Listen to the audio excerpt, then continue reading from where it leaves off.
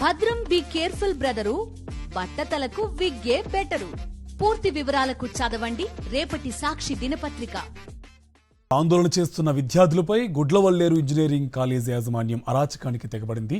College సిబ్బందితో విద్యార్థులపై దాడి చేయించింది. ఆందోళన చేస్తున్న విద్యార్థులను కొట్టి మరీ ఇంటికి పంపిస్తోంది కాలేజీ యాజమాన్యం. అంతేకాదు మీడియా పైన దాడికి దిగారు కాలేజీ సిబ్బంది. దీంతో అక్కడ తీవ్ర ఉద్రిక్త పరిస్థితి నెలకొంది.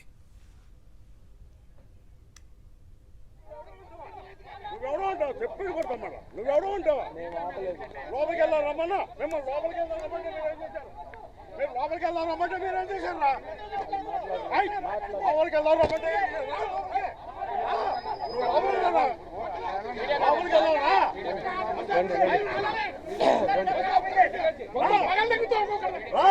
రండి లోపల రండి. మేము రమ్మన్నాం లోపలికి.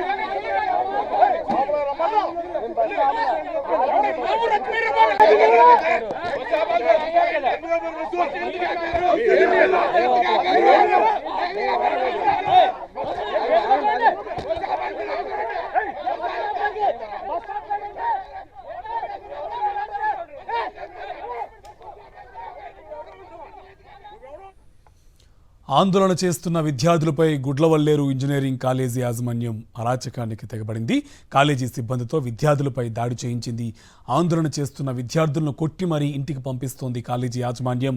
అంతేకాదు మీడియా పైన దాడికి దిగారు కాలేజీ సిబ్బంది. దీంతో అక్కడ తీవ్ర ఉద్రిక్త పరిస్థితి నెలకొంది.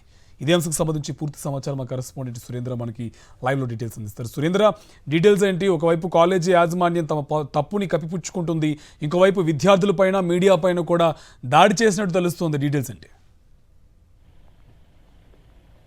ఎస్ కార్తిక్, గుడ్లవల్లేరు కాలేజీకి సంబంధించి ఇష్యూ అయితే పెరుగుతుందని చెప్పొచ్చు. 2 రోజుల క్రితం జరిగిన ఘటనకు సంబంధించి నిన్న అధికారులు వచ్చిన తర్వాత ఒక ఎంక్వైరీ కమిటీని వేశారు. అయితే ఎంక్వైరీ కమిటీ వేసిన తరువాత వెంటనే కాలేజీకి 2 రోజులు హాలిడేస్ ఇస్తున్నామంటే కాలేజీ యాజమాన్యం అయితే ప్రకటించింది. మేము కాలేజీ యాజమాన్యం ఎలా ప్రకటిస్తుంది, మేము ఇక్కడే ఉంటాము, హాస్టల్లో ఉంటాము అంటూ విద్యార్థులంతా భీష్మించి కూర్చున్నా కానీ వాళ్ళని భయపెట్టి బెదిరించి వాళ్ళందరినీ కూడా బలవంతంగా ఇళ్లకు తరలిస్తున్న పరిస్థితి అయితే కనిపిస్తుంది. విద్యార్థులందరినీ బయటికి తరలించిన తర్వాత ఎంక్వైరీ ఎలా చేస్తారంటే కూడా విద్యార్థులు ప్రశ్నిస్తున్న పరిస్థితి కనిపిస్తుంది. అయితే మహిళా విద్యార్థులకి అండగా బాయ్స్ కూడా నిలబడ్డారు. ఎందుకు అందరినీ పంపిస్తున్నారంటూ వీళ్ళు ప్రశ్నిస్తున్నారు. వచ్చే ఏదైతే వాహనాల్లో తరలిస్తున్నారో ఆ వాహనాల దగ్గర నిలబడి కూడా అడుగుతున్న పరిస్థితి. ఈ నేపథ్యంలో కాలేజీ యాజమాన్యం సిబ్బందిని ఉసిగొలిపి అందరి మీద దాడి చేపిస్తుంది. ఎవరైతే స్టూడెంట్స్ ఉన్నారో ఆ స్టూడెంట్స్ మీద దాడి చేసి కొట్టడం కూడా మనం విజువల్స్లో చూసాం. ఇదే సందర్భంలో కాలేజీ విద్యార్థులు వెళ్తున్న బస్సుని వాళ్ళతో మాట్లాడడానికి మహిళా సంఘానికి సంబంధించిన నేతలు, విద్యార్థి సంఘానికి సంబంధించిన నేతలు కూడా అక్కడికి వచ్చారు. వాళ్ళు మాట్లాడుతున్న సందర్భంలో బస్సు ఆగింది. ఈ నేపథ్యంలో కాలేజీ యాజమాన్యం, కాలేజీ సిబ్బంది అక్కడికి వచ్చి ఎందుకు బస్సులు ఆపుతున్నారు అంటే అడిగారు. అడిగిన సందర్భంలో బస్సులు ఎవరో ఆపట్లేదు, అసలు ఎందుకు పంపిస్తున్నారని విద్యార్థులు అడుగుతున్నారు. దీనికి సమాధానం చెప్పాలంటే మీడియా మీద కూడా వాళ్ళు దాడి చేసిన పరిస్థితి.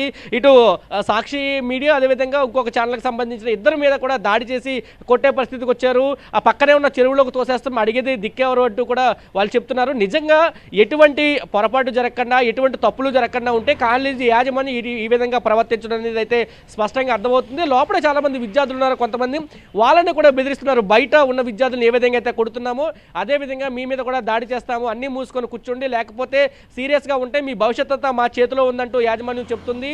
పూర్తిగా కాలేజీ చుట్టుపక్కల ఎవరెవరు వస్తున్నారు, ఏమేం చేస్తున్నారు, ఇతర పార్టీలకు సంబంధించిన వస్తున్నారా, మీడియా వాళ్ళు వస్తున్నారా, వీళ్ళందరి మీద దాడి చేయడానికి కోసం ఒక టీంని సిద్ధం చేసుకున్నారు. ఆ టీం అయితే దాడి చేస్తున్న పరిస్థితి అయితే కనిపిస్తుంది. మీరు విజువల్స్లో చూడొచ్చు, మాట్లాడుతున్న లోగోలు పెడుతూ మాట్లాడుతుంటే మీదకు వచ్చి తోస్తూ కొడుతున్న పరిస్థితి అయితే కనిపిస్తుంది. పూర్తిగా చాలా దయనీయమైన పరిస్థితి అయితే కనిపిస్తుంది. అమ్మాయిలు ఏడుస్తున్న పరిస్థితులు కూడా చాలా ఉన్నాయి. అబ్బాయిలను కూడా, అంటే అమ్మాయిలకు సపోర్ట్గా నిలబడి ఎవరైతే ఉన్నారో బాయ్స్ హాస్టల్కి సంబంధించిన విద్యార్థులు వాళ్ళందరి మీద కూడా దాడి చేసి కొడుతున్న పరిస్థితి అయితే కనిపిస్తుంది. మీడియా మీద కూడా గుడ్లవల్లేరుకి సంబంధించిన ఇంజనీరింగ్ కాలేజ్ సిబ్బంది అయితే దాడి చేస్తుంది. ఇది పూర్తిగా యాజమాన్యం వాళ్ళని ప్రేరేపించి దాడి చేస్తున్నట్టయితే తెలుస్తుంది కార్తీక్. అండ్ సురేంద్ర, ఇప్పుడు యాక్చువల్లీ ఇప్పుడు ఏమీ జరగలేదు, ఏమీ ఘటనలో ఈ ఇష్యూ ఏమీ జరగలేదని కాలేజ్ యాజమాన్యం చెప్తున్నప్పుడు సో ఇలాంటి ఘటనలు చేయాల్సిన అవసరం ఏంటి? ఎందుకు ఇవన్నీ చేస్తున్నారు? ఇవన్నీ ఒకవేళ విద్యార్థుల్ని పంపించేస్తే రేపొద్దున ఈ విచారణ ఎలా చేస్తారు? సో కాలేజ్ యాజమాన్యం ఉద్దేశం ఏంటి? ఇప్పుడు ఇది అదే ప్రశ్న ఇప్పుడు అందరికీ వినిపిస్తుంది కార్తీక్. ఎందుకంటే విచారణ అధికారి వేసిన తర్వాత ఎవరైతే ఆరోపణలు చేసిన విద్యార్థులు ఉన్నారో మాకు అన్యాయం జరిగింది, మా బాత్రూముల్లో హెడెన్ కెమెరాలు పెట్టారు, పూర్తిగా వీడియోలు రికార్డ్ చేశారు, 300 వీడియోలు వరకు ఉన్నాయని ఆరోపిస్తున్న విద్యార్థులు ఉన్నారో వీళ్ళందరినీ హాస్టల్ నుంచి ఇంట్లోకి పంపించి ఎవరి మీద ఎంక్వైరీ చేస్తారు? ఇదే ప్రశ్న విద్యార్థులు కూడా అడుగుతున్నారు. ఎందుకంటే ఎంక్వైరీ కమిటీ ప్రభుత్వం చెప్పింది 5గురితోటి మహిళా టీంతో ఎంక్వైరీ కమిటీ వేస్తాం, క్షుణ్ణంగా పరిశీలిస్తామని చెప్పి. కానీ ఈ ఎవరూ లేకుండా విద్యార్థులు లేకుండా ఎవరిని పరిశీలిస్తారో, ఎవరితో మాట్లాడతారో, ఎవరిని విచారణ చేస్తారనేది ఇప్పుడు 1000 రూపాయల ప్రశ్నగా మిగిలిపోయిన పరిస్థితి అయితే చాలా స్పష్టంగా కనిపిస్తుంది. విద్యార్థులు కూడా అదే అడుగుతున్నారు, మమ్మల్ని అందరినీ ఎందుకు బలవంతంగా చేసి పంపిస్తున్నారు? మమ్మల్ని సెలవడిగితే మా తల్లిదండ్రులు వస్తే పర్మిషన్ లేవు అంటూ చెప్పిన యాజమాన్యం ఈరోజు బలవంతంగా బస్సులు పెట్టి అందరినీ తీసుకెళ్లి వివిధ ప్రాంతాల్లో అవడిగడ్డ కానీ, విజయవాడ కానీ, ఇటు గుడివాడ కానీ తరలించేస్తుంది. ఎందుకు మమ్మల్ని తరలిస్తున్నారని వాళ్ళు ప్రశ్న అడుగుతున్నారు.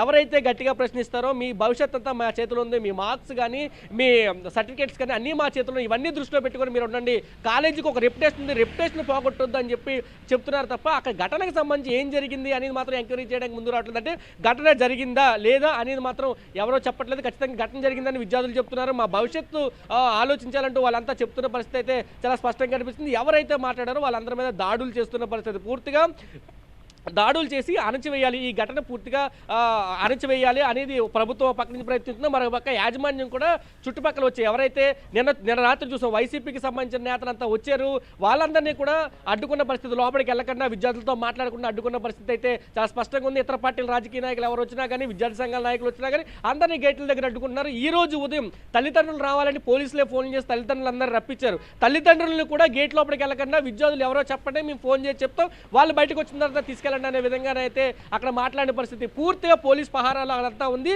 ఆ పోలీస్ పహారా దాటిన తర్వాత కాలేజీ యాజమాన్య సిబ్బంది, కాలేజీ సిబ్బంది అంతా ఉన్నారు. ఎవరైతే వస్తున్నారో విద్యార్థులతో ఎవరు మాట్లాడుతున్నారో వాళ్ళందరి మీద దాడులు చేసే పరిస్థితి కనిపిస్తుంది. మన మీద కూడా, అంటే మీడియా మీద కూడా దాడి చేశారు. నా మీద కూడా, నన్ను కూడా ముందుకు తోసి పక్కన ఉన్న చెరువులో తోసేస్తాం, అడిగేది ఎవరు, అసలు మిమ్మల్ని ఎవడో ఇక్కడ రమ్మన్నాడు, ఇష్టం వచ్చినట్టు అంటే వల్గర్ లాంగ్వేజ్ కూడా వాళ్ళు మాట్లాడిన పరిస్థితి అయితే ఉంది. పోలీసులు రాకపోయి ఉంటే కనుక ఖచ్చితంగా ఈరోజు అక్కడ చాలా ఘోరం జరిగిందనే చెప్పొచ్చు Karthik. Right, thank you Surendra.